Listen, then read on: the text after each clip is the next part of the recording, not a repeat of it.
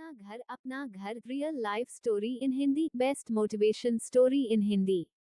बढ़ती हुई मानव आबादी के इस दौर में अपना घर होना गौरव की बात होती है। कई बार घर बनाने की चाहत एक नशा बन जाती है जिसकी चपेट में आकर ज्यादातर मनुष्य अपना जीवन बर्बाद कर लेते हैं। तो क्या अपना घर बनवाना वाकई में एक सम्मान की बात है या किसी की सोची समझी साजिश? इसे समझने के लिए आइए चलते हैं इस खूबसूरत कहानी की ओर जिसका नाम है अपना घर। विनय शहर में एक किराए के घर में अपनी पत्नी और दो बच्चों के साथ रहता था। वह एक निजी कंपनी में लिपिक के तौर पर कार्यरत था। कई साल नौकरी करने के बाद विनय ने थोड़े बहुत पैसे जोड़े थे जिनसे वह अपना घर खरीदना चाहता था। विनय एक दिन अपनी पत्नी और बच्चों के साथ एक मकान देखने जाता है। उसे मकान बहुत अच्छा लगता है लेकिन मकान की कीमत सुनते ही वह मना कर देता है।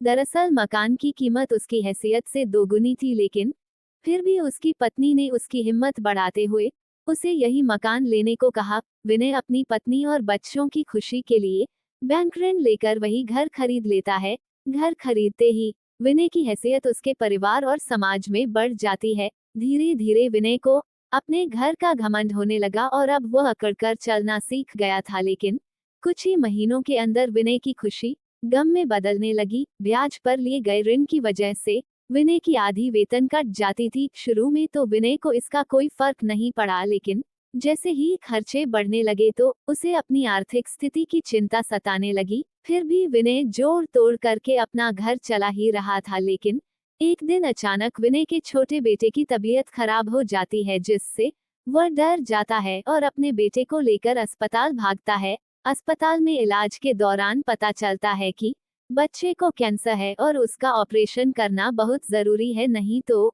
उसकी जान को खतरा हो सकता है। डॉक्टरों की बात सुनते ही विनय और उसकी पत्नी घबरा जाते हैं। विनय की धड़कनें तेज होने लगती है क्योंकि वो वैसे ही बैंक के कर्जे में लदा हुआ है। फिर बच्चे के इलाज के लिए इतने पैसों की व्यवस्था कैसे होगी? विनय को कुछ समझ में नहीं आ रहा था। उसकी पत्नी ने उसे दिलासा देते हुए पूछा, क्या तुम्हारी कंपनी हमारी कोई मदद नहीं करेगी?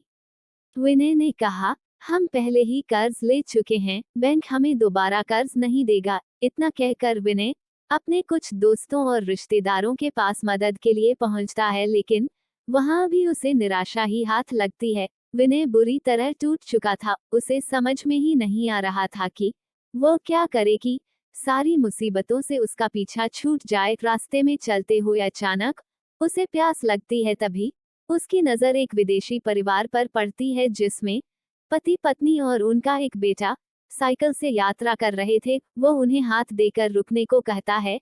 विनय का इशारा पाते ही विदेशी परिवार रुक जाता है। विनय उनसे पानी मांगता है। वो तुरंत विनय को पानी पिलाते हैं। विदेशी परिवार लंबे समय से कई देशों की यात्रा कर रहा था इसलिए उन्हें कई भाषाओं का अच्छा ज्ञान हो चुका था। थोड़ी बहुत बातचीत के दौरान विनय को जैसे ही पता चलता है कि इस व्यक्ति ने अपनी सारी संपत्ति बेच दी है और अपने परिवार के साथ सभी देशों की यात्रा कर रहा है, इस बात से विनय के मन में उथल पुथल मच जाती है क्योंकि वह अपना घर होना बड़ी शान की बात समझता था। विनय को लगता है आखिर कैसे कोई अपना सब कुछ बेचकर खुश हो सकता है।